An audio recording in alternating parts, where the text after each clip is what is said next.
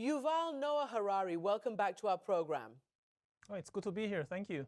Well, these are extraordinary days. I don't know, you have written obviously a lot about history, a lot about what makes us human. Have you seen in modern times, in our technological, economic, globalized society, a crisis quite like this one? Like this one, not really. I mean, we haven't seen an epidemic, a global epidemic like this for at least 100 years. And really, nobody has a living experience of what we are seeing now, which is part of what makes it so frightening and so alarming. But when you look at the broader perspective of history, then yes, humanity has dealt with many such epidemics before, and we are probably in a better situation than ever before in history to deal with such an outbreak. Because of? Because of modern medicine.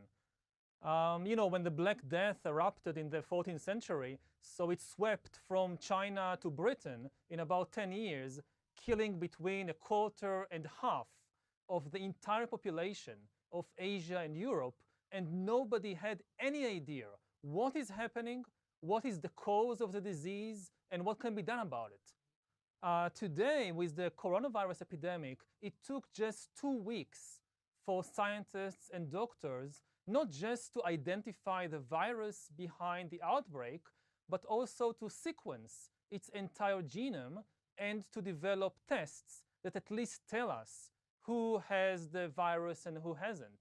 So there is still a way until we overcome this, but we are, as I say, in a better position than in any previous time in history. But let's not forget that this swept from China to Britain to the United States within a much, much shorter period of just a few months.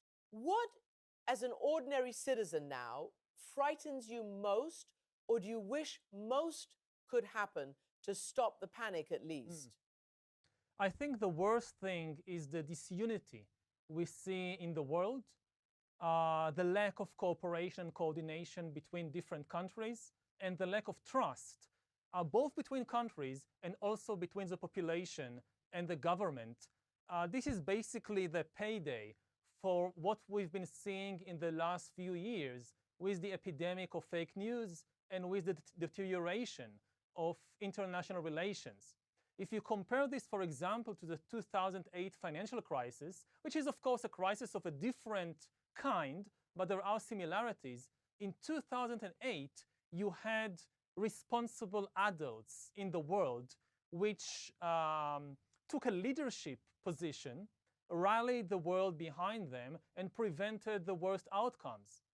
But over the last 4 years, basically, we've seen a rapid deterioration of trust in the international system. The country which was the leader previously, both in the 2008 financial crisis and also in the last big epidemic, the Ebola epidemic in 2014, and that country is the United States, now it's not taking any kind of leadership position. Actually, since 2016, the current administration has made it very clear that the US has resigned its role as world leader. It made it very clear that the US has no longer any friends in the world. It has only interests. And even if now the US, which is not doing so far, but even if it will try to assume a leadership position, nobody would really follow a leader whose motto is me first. So what really frightens me is the lack of leadership and cooperation. And what people should realize is that the spread of the epidemic in any one country threatens the entire world because of the danger that if we don't contain this in time, the virus will evolve. That's maybe one of the worst problems with this kind of epidemic, is actually a rapid evolution of the virus. We saw it before with the 2014 Ebola epidemic. It actually started, the real epidemic started with one genetic mutation in one virus in one person in West Africa, which turned Ebola from a relatively rare disease into a raging epidemic, because this single mutation increased the contagiousness of the virus 4 times. Now, this could be happening right now, somewhere in Iran or in Italy or anywhere else, and wherever it happens, it endangers the entire world. So humanity needs to close ranks against the viruses. You say close ranks, and that seems to be contrary to what, let's say, the populists and the nationalists have said, as you say, since 2016, whether it's in the United States, here in the UK, and elsewhere around the world, that globalization is just bad and we need to always close ranks so that we don't get anything bad from across borders. But you're saying now that has proved to be a bankrupt theory when dealing with this kind of crisis. Yeah, because you can't deal with the virus really. I mean, you can't prevent epidemics through isolation. You can only prevent them with information. If you really want to isolate yourself to the degree that you are not exposed to outside epidemics, going back even to the Middle Ages is not enough. Because we had these kinds of epidemics even in the Middle Ages. If you really want to isolate yourself as a strategy against epidemics, you need to go back all the way to the Stone Age. And nobody can do that. The real border you need to protect very carefully is not between countries, but the border between the human world and the virus sphere. Humans are surrounded by an enormous variety of viruses in all kinds of animals and places. And if a virus crosses this border anywhere in the world, it endangers the entire human species. This is the border we should really be thinking about. If a virus originating, for example, in a bat manages to cross the border into the human species anywhere in the world, that virus then adapts to the human body, and then it's a danger to everybody all over the world. Now, it's an illusion to think that in the long term you can protect yourself against that virus by simply closing the borders of your country.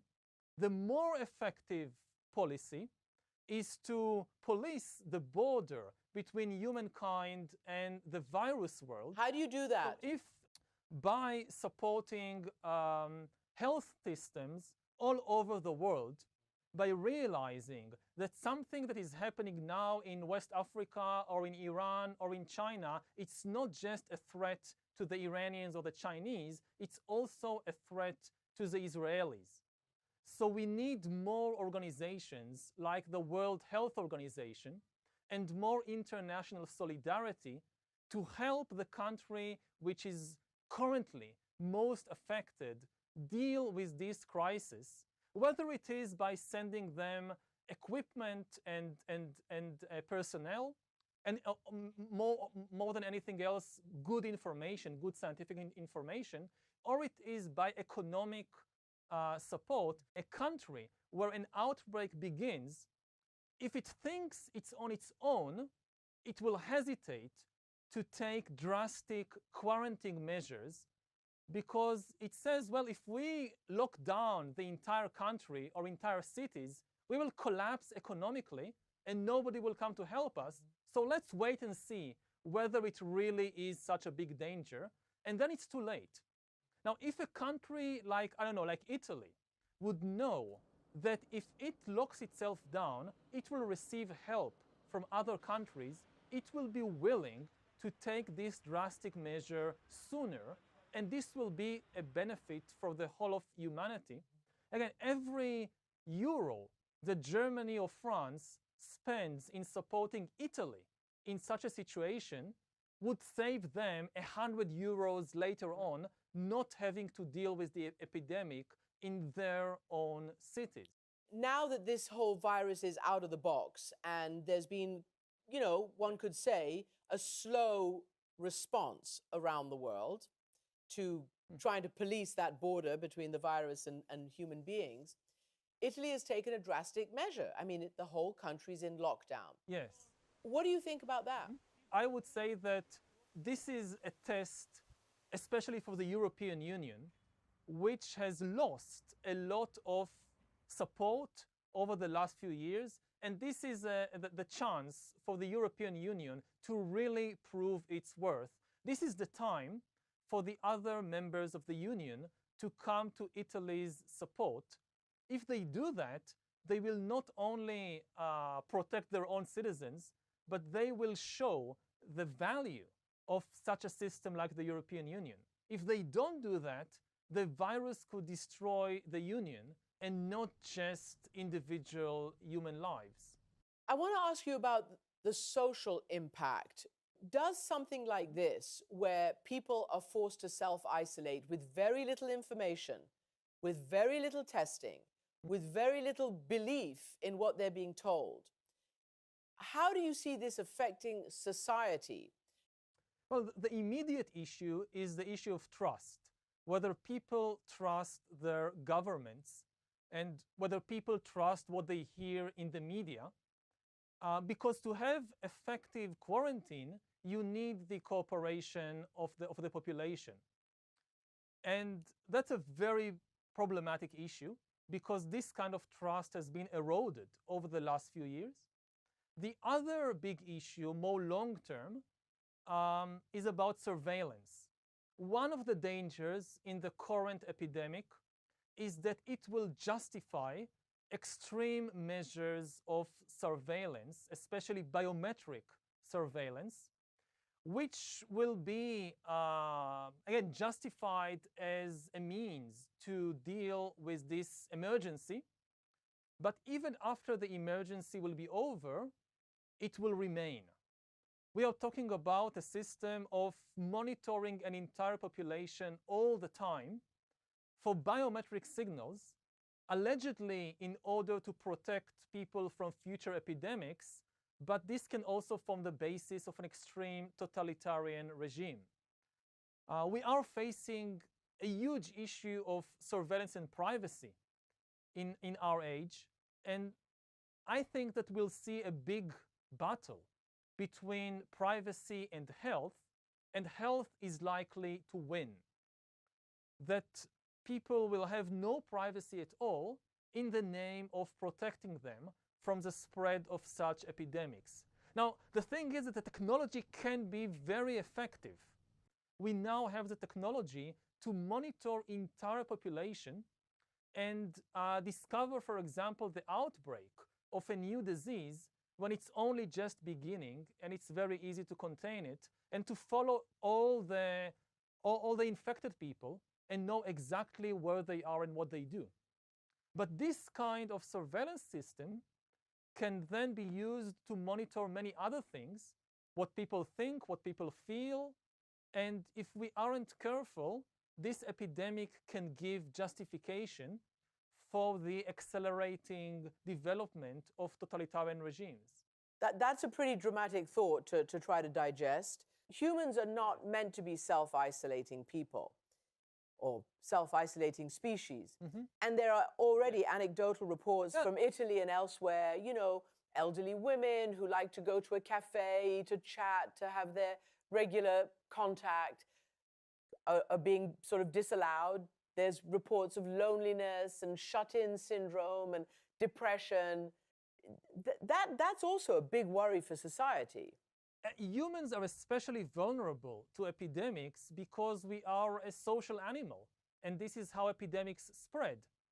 The thing about the viruses is that they often exploit the best parts of human nature against us. They exploit the fact not only that we like to socialize, but also that we help each other. When somebody is sick, the obvious, natural thing to do, especially if this somebody is a friend or a family member, is to come to them, to give them support, to take care of them, to give them emotional support, to touch them, to hug them. And this is exactly how the virus spreads. So the virus really makes use of the best parts of human nature against us. And again, there are two ways of how to deal with that. One way is to give information to people, and if people trust the information they receive, they can change their behavior, at least until the epidemic is over. The other way is the totalitarian way. To have, again, it couldn't be done in the Middle Ages, but it can be done today, just to survey everybody. So it's first of all to identify the initial signals of you're becoming sick. Like we now have the technology to know if you're even without putting something inside your body, just from a distance, to know if your body temperature is higher. And we can know all the people that you have met today. And we know who, for example, broke the government instructions not to hug you or not to kiss you.